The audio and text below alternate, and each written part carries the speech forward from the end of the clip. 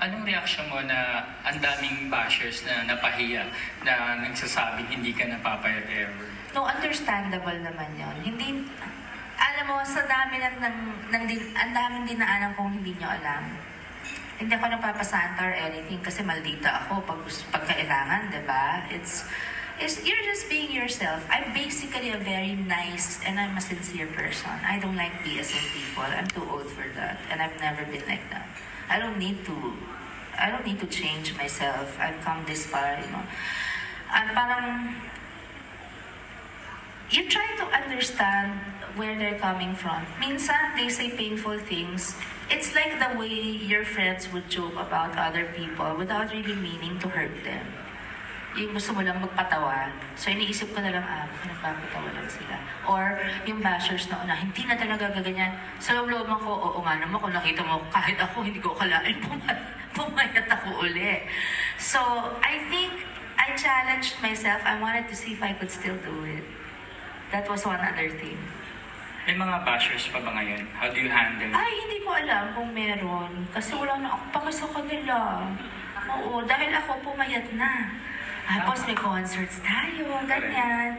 Sila, kung nagbabash pa rin sila, kaawaan na lang natin. Wala na silang activity. Pero yun lang, minsan they come from, depende sa intention eh. Meron talaga binabayaran para siraan ka. Meron kahit di bayaran, sisiraan ka. Meron kasi gusto ibang artista.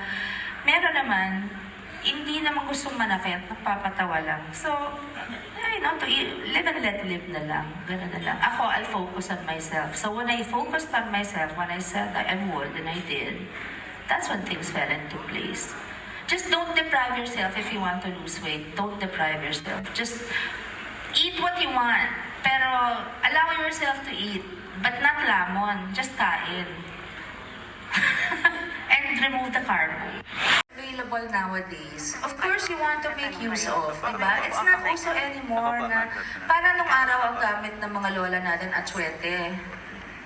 Nung nauso yung lipstick, siguro yung mga unang naglagay ng lipstick, nagsasabi na ganyan. But you know, I'll tell you, to lose 60-something pounds in a span of 9 months, lipo will not do that for you.